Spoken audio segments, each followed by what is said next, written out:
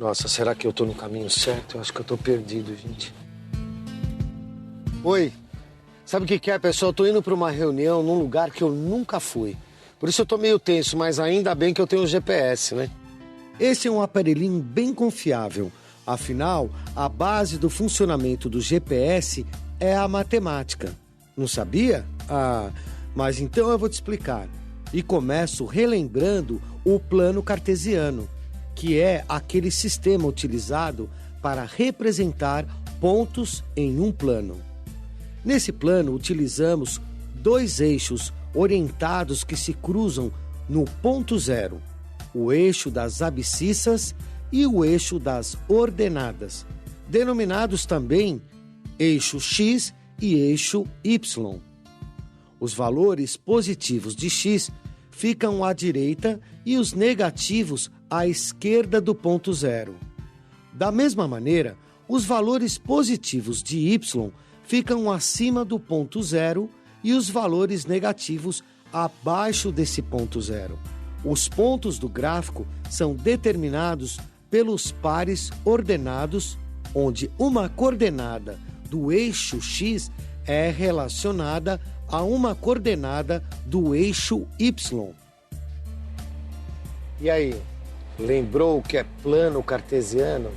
É ele que a gente usa para representar as funções em um gráfico e também é a base do sistema utilizado pelo GPS para localizar endereços, rotas e tudo mais. O GPS é um sistema desenvolvido pelos americanos que, no fundo, se observa sinais de rádio transmitidos por satélites e calcula sua posição em terra. Então, tem a latitude e longitude. Aí você vai entrar num aplicativo, você vai pegar essa sua latitude e longitude e colocar no aplicativo em um sistema cartesiano, X e Y, e aí vai ter a coordenada no mapa. Então, por exemplo, a Avenida Paulista com Consolação. Você plota a sua coordenada Avenida Paulista com Consolação no sistema cartesiano lá no mapa. Mas no GPS ele te deu latitude e longitude. É esse o esquema. O sistema de coordenadas cartesiano, também conhecido como plano cartesiano, foi chamado assim em homenagem ao filósofo e matemático francês René Descartes. Mas você sabe quem foi René Descartes? René Descartes foi um matemático filósofo. Na época, ele tentou relacionar as leis numéricas com as leis do mundo, aproximando muito com a doutrina pitagórica. Em 1637, ele publicou um livro chamado O Discurso do Método. Então a geometria, que é propriamente uma ciência, vamos dizer assim, grega, né, se juntou com o universo da álgebra, que é mais oriental, vamos dizer assim, e fez uma nova... e que se criou um novo ramo da matemática, que foi fundamental para o crescimento da matemática contemporânea, que é a geometria analítica. Muito legal, né? Foi Descartes que descobriu a forma de traduzir a equação algébrica em gráfico e vice-versa, e também a resolver problemas geométricos usando a álgebra, e problemas de álgebra usando a geometria. É o que chamamos de geometria analítica. Na geometria analítica, o plano cartesiano é muito importante.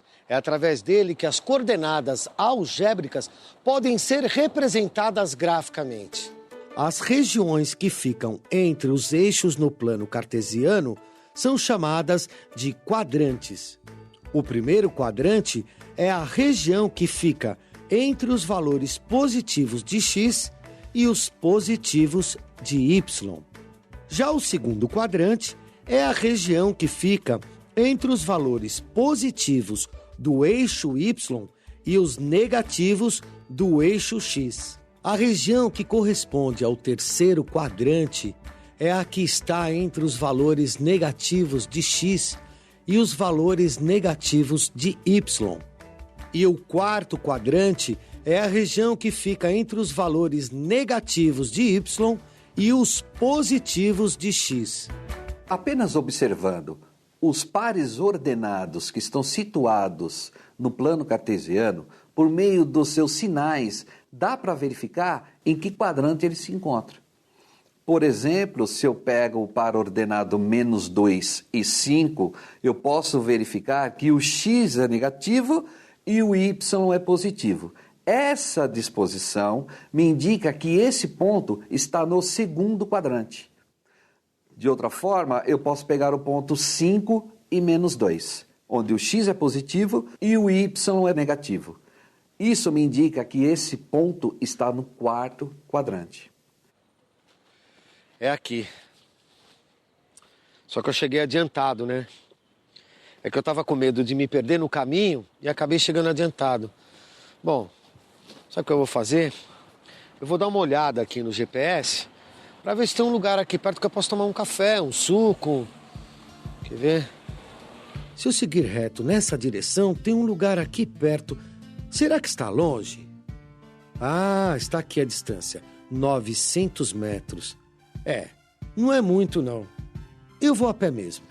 Bom, aqui o próprio GPS calculou. Agora, você sabe determinar a distância entre dois pontos de um gráfico?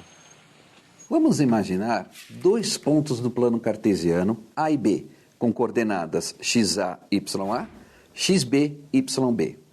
E a distância com um segmento de reta AB. A partir desse comprimento AB, é possível criar um triângulo retângulo, onde eu tenho os catetos e a distância AB será a hipotenusa. Por teorema de Pitágoras, é possível calcular essa hipotenusa e, por consequência, calcula a distância entre A e B.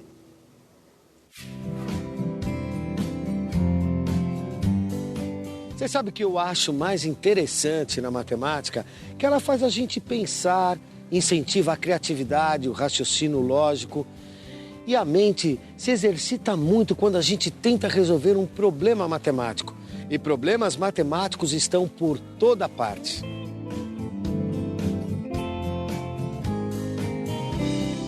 Uma das maneiras de a gente comprovar que três pontos estão alinhados é a gente imaginar esses três pontos no plano cartesiano de tal forma que eles estejam alinhados e construir dois triângulos retângulos utilizando esses três pontos. Se eu conseguir verificar que existe uma proporção entre os lados desse triângulo, eu mostro que esses três pontos estão alinhados.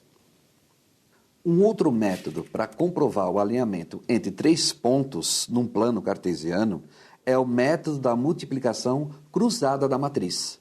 Eu vou pegar esses elementos dos pontos que estão dispostos no plano cartesiano e vou montar uma matriz e vou multiplicar os seus elementos. Se o resultado for zero, esses três pontos estão alinhados. Caso contrário, eles não estão alinhados. Ufa, eu achei que era perto. Já estou cansado. Deixa eu dar uma olhada aqui no GPS. O pior é que eu estou só na metade do caminho. Bom, mas vamos nessa, vai.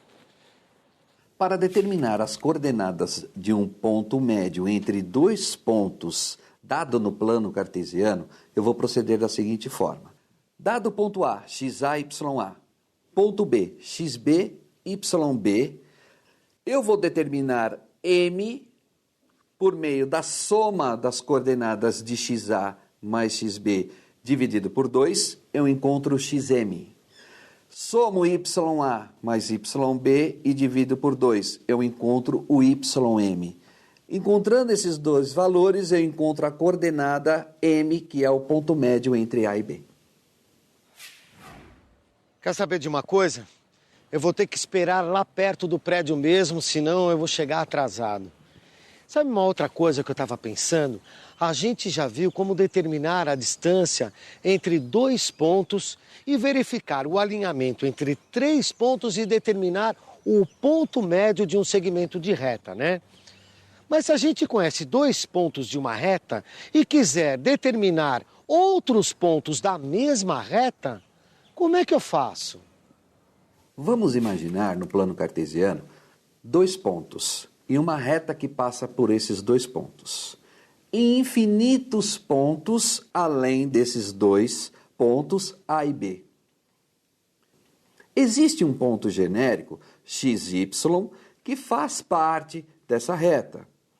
Logo, esses três pontos que nós vamos considerar estão alinhados.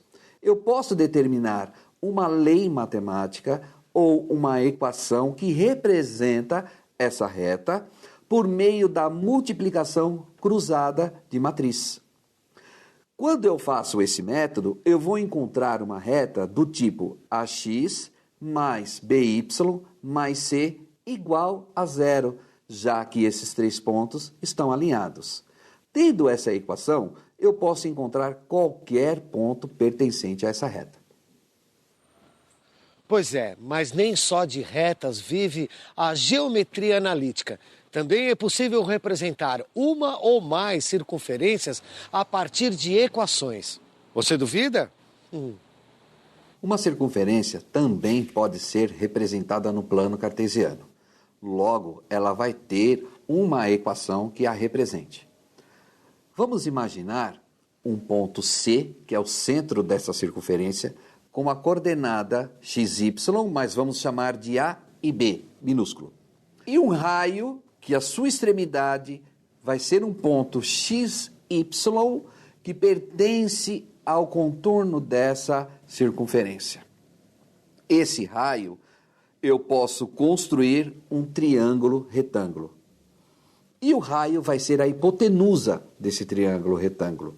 Logo, por teorema de Pitágoras, eu posso demonstrar que a equação da circunferência vai ser r ao quadrado igual x menos a ao quadrado mais y menos b ao quadrado. Bom, agora que a gente já aprendeu o que é geometria analítica, tá na hora de eu ir para minha reunião. E hoje eu tenho um cliente novo, espero que dê tudo certo. Me desejo boa sorte, pessoal. Valeu, até!